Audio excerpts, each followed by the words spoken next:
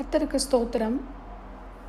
1 ராஜாக்கள் 17வது அதிகாரம் 14வது வசனத்தை இன்றைக்கு நாம் தியானிப்போம்.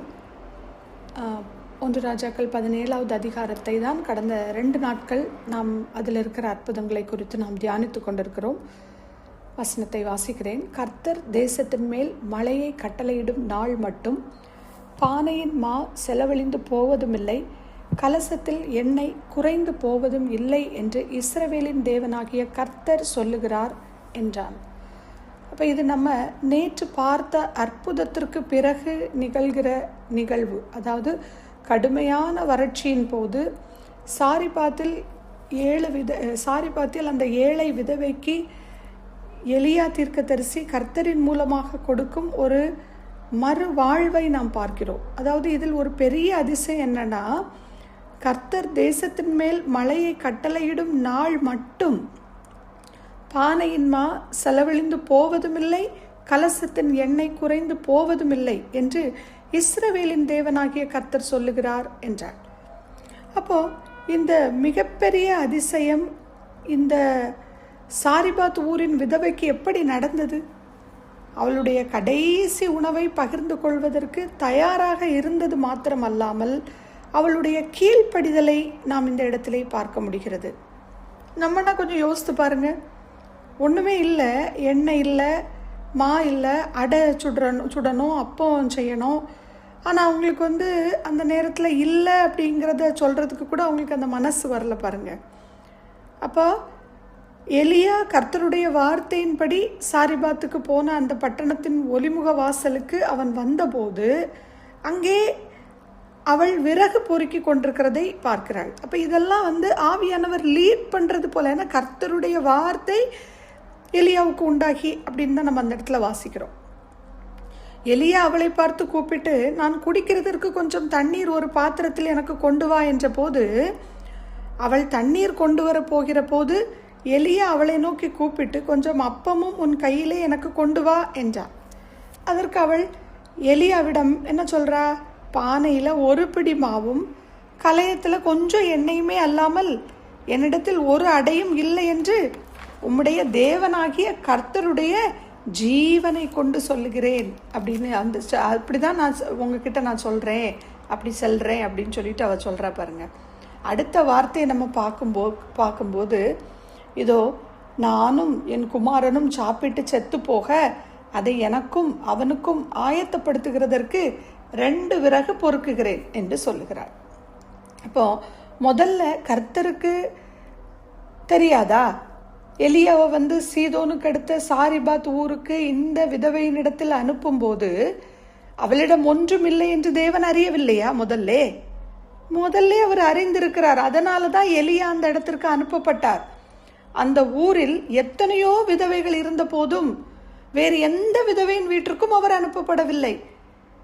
கர்த்தருடைய இருதயம் பாருங்க, அந்த பஞ்ச காலம் முடியும் வரைக்கும் அவளும் அவள் வீட்டார் அனைவரும் குறைவில்லாமல் சாப்பிட வேண்டும் என்று அவரது இருதய துடிப்பை நாம் இந்த இடத்துல பார்க்க முடிகிறது.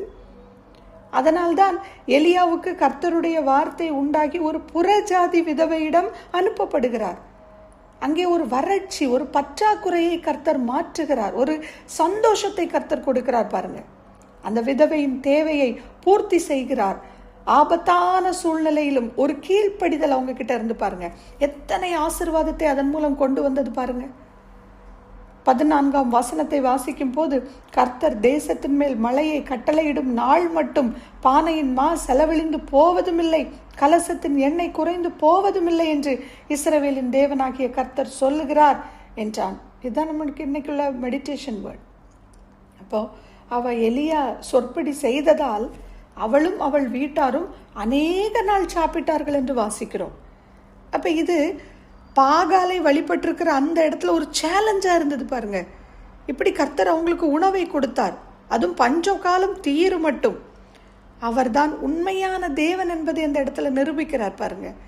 பாகால் அல்ல என்று காட்டுகிறது அந்த இடத்துல. உண்மையான தெய்வம், இவரை போல ஒரு மகத்துவமான தேவன் இந்த உலகத்தில் இல்லை என்பதை காட்டுகிறது.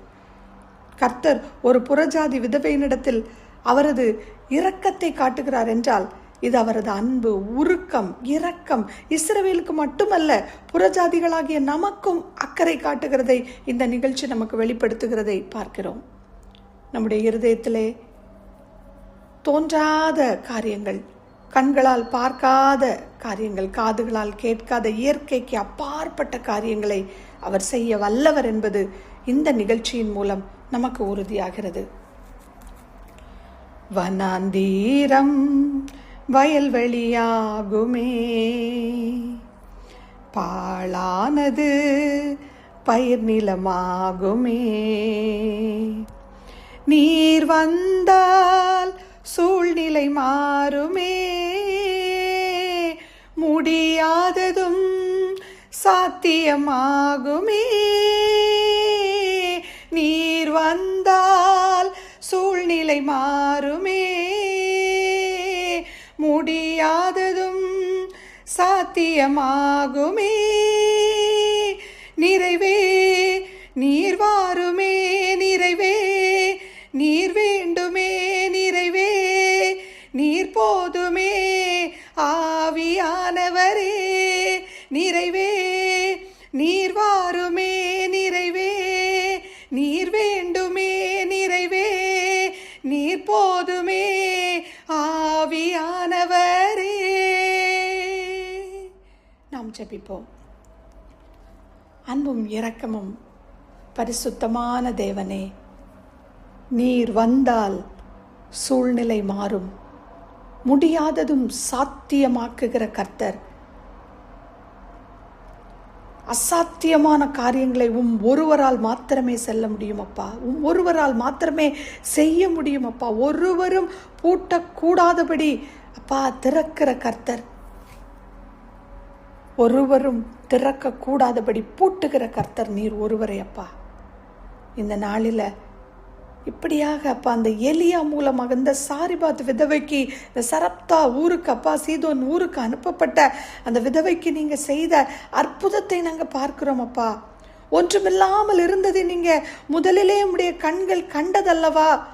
அந்த இடத்துக்கு அப்பா எலியாவை அனுப்பி பஞ்ச காலம் முடியும் மட்டும் அப்பா அவங்க கலசத்தில் இருக்கிற அப்பா பானையின் செலவழிந்து போவதும் இல்லை, கலசத்தின் எண்ணெய் குறைந்து போகவும் இல்லை என்று இஸ்ரவேலாகி தேவனாகிய கர்த்தர் நீங்க கட்டளையிட்டது போல அந்த மகளுக்கு நடந்ததல்லவா? அதுபோல இன்றும் நீங்க ஜீவிக்கிறீங்கப்பா. இன்றும் நீங்க ஜீவிக்கிற கர்த்தர், எங்களை போஷிக்கிறீங்க. சிங்க குட்டிகள் பட்டினி கிடந்தாலும் ஒரு குறைவில்லாமல் எங்களை போஷிக்கிற கர்த்தர் அல்லவா? கர்த்தர் நீங்க எங்க மெய்ப்பரா இருக்கிறீங்க. நாங்க ஒரு காலம் தாழ்ச்சி அடையோம் அப்பா.